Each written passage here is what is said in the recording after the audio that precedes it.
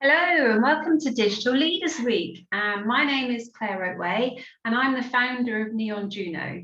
We're a leadership consultancy here in Devon, working both with tech leaders to help them to burn bright and keep growing, and also with more established companies to help them get their head around innovation. Today, I'm offering a masterclass in how you can fuse storytelling with future shaping.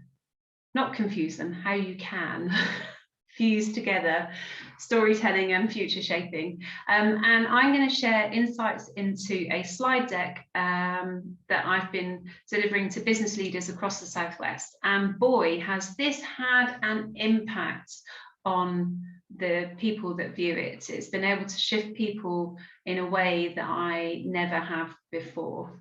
So let's dive on in. Now, for me, I am all about exponential leadership. Our business and our framework is around exponential leadership and how you can develop as a leader, how you can develop your team, and how you can develop your business. Technology and social changes have been moving faster and faster and faster, and it's difficult for any business to keep track of all of these changes. And for me as a leader, it can be quite tiring, confusing, bewildering, stagnating to be leading at such a time of exponential change. And storytelling is, for me, one of the three critical aspects that any exponential leader needs to adopt. Storytelling, as we'll go in, can provide a clear vision. You can really work on your benefits. You can work on good communication flow. I would also add in networks and mindsets. And so here at Neon Juno, we're working as hard as we can to help as many leaders as possible step up into this exponential age. One of the beauties of storytelling is that it provides that chance, that glimmer of what potential could look like, particularly when you're looking at future strategy, when you're looking at where the business needs to go in 3 to 5 years' time. You really want to start to expand those opportunities. You want to challenge the thinking of leaders around the room so that they play. There are so many times when I've been a leader or facilitating leaders who are perhaps stuck, and not deliberately. I think for many strategic leaders, when they come to the table, they have their own set of limiting beliefs, whether that's their limiting beliefs about themselves or their team, or if they've been working in a culture where there's incremental change time and time again, it can be really hard to get to radical change. It can be really hard to set that vision of 10x. And so bringing through storytelling really does allow you to build in that sense of potentiality, really expanding people's minds. And I'm going to just, if you'll indulge me, I'm going to preview a set of slides that I'm running this Wednesday, June the 16th at 3:20 at the CogX Festival.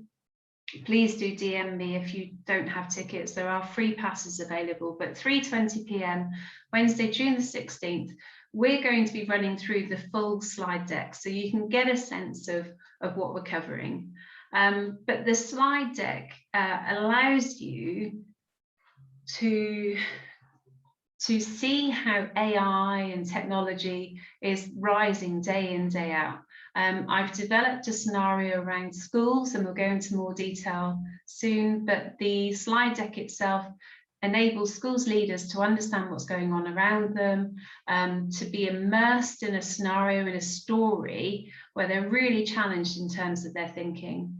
And in doing so, I've brought through different authorities in terms of open source information about the changes that are going on globally or are expected to change.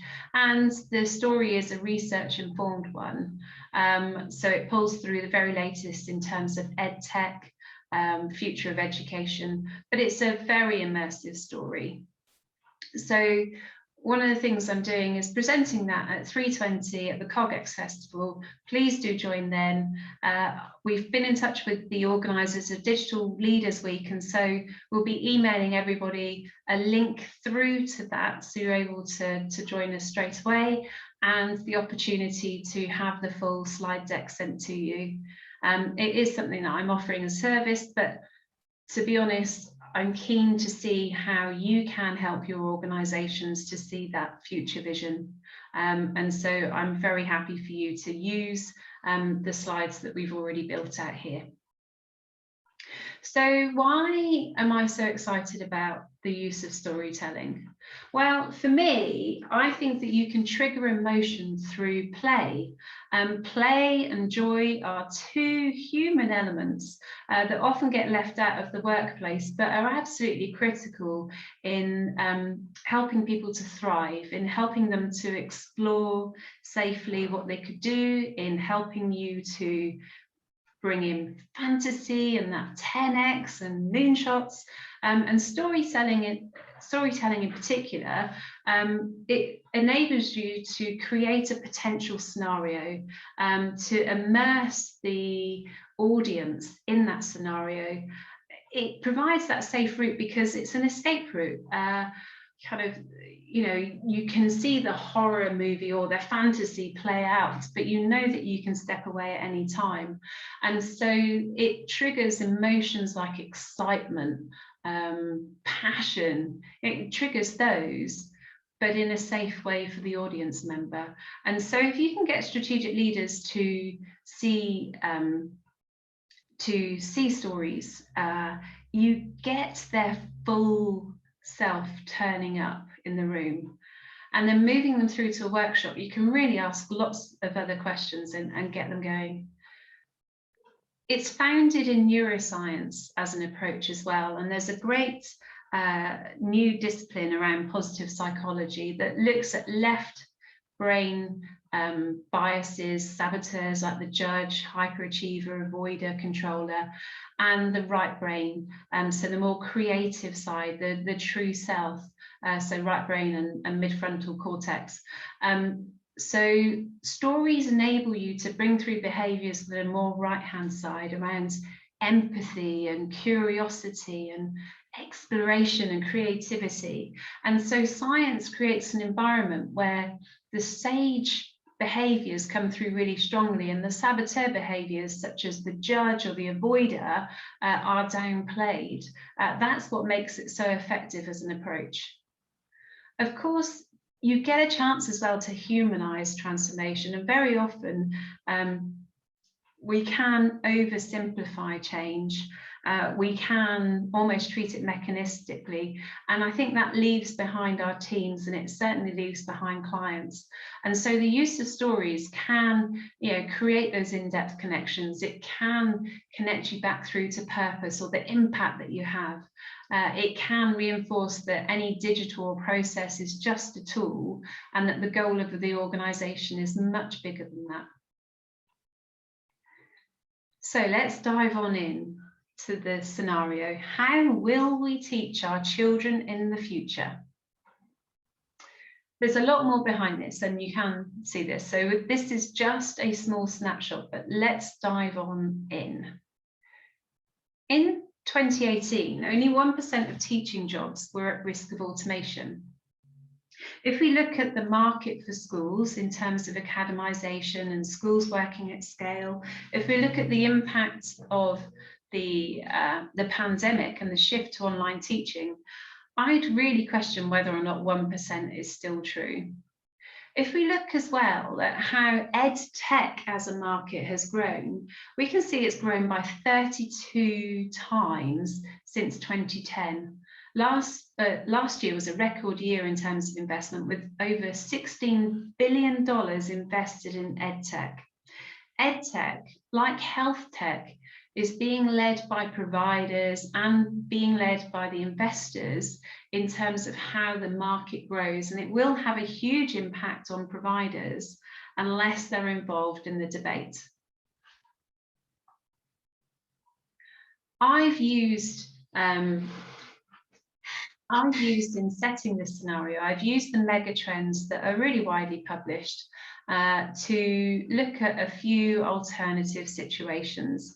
I've looked at AI in particular, and I've looked at augmented intelligence, artificial intelligence, and automation technologies. Across the axes, you can see the up, down being around the design and how AI is used in the design of education. So this might be the lesson plans, this might be the curriculum. How does it make sure that it's age appropriate? How does it make sure that skills are responding to the skills needs that are emerging in the economy? So AI can speed that up tremendously. And on the left to right axes, we're looking at the delivery aspects. So low AI, so that would still be taught by teachers. High AI, perhaps less and less involvement of human teachers. So in the bottom left-hand corner, there's no change at all to the current method of working. And of course, no change doesn't mean safe or effective, but we'll move on from there. If we look to the right, then at fully remote learning. So this is a scenario where the current curriculum and lesson plans that have been taught by teachers are perhaps recorded, available as remote learning. They might even go into a VR environment, but there's not much that's changed in this situation in terms of the curriculum. It's just the delivery. If we look in the top left, we're seeing AI involved in the curriculum and lesson planning with full engagement of teachers. And so teachers are guides, but the lesson plans are prepared for them. And we're going to play in the top right-hand corner, which is the Ada Lovelace Academy. And in this world, teaching is wholly delivered through AI, and the curriculum is designed completely through AI.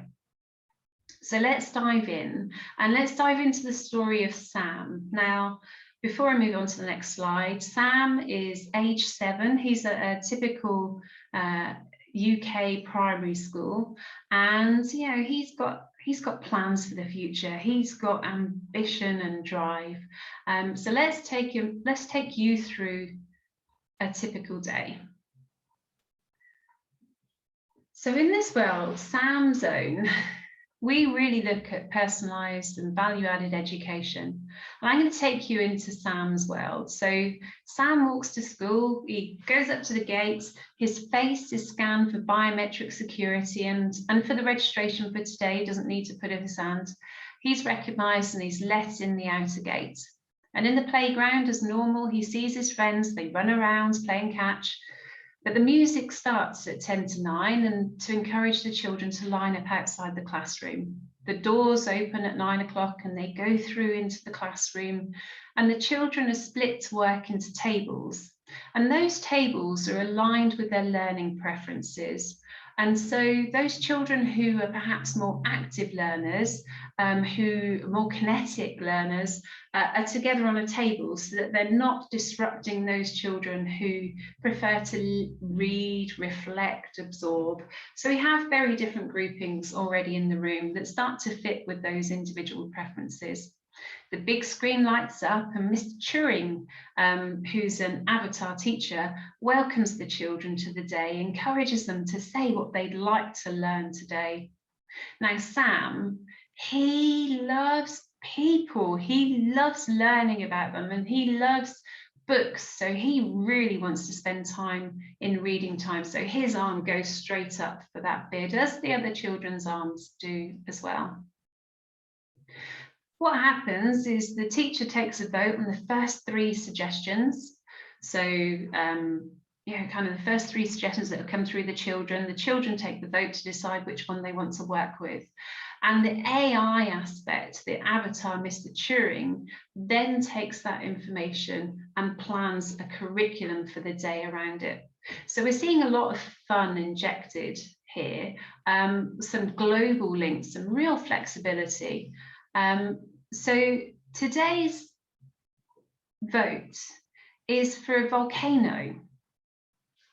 And the children are treated to an animation about how volcanoes erupt and why volcanoes exist. But also they're able to see videos streamed of the eruption in Hawaii last week. So it feels real.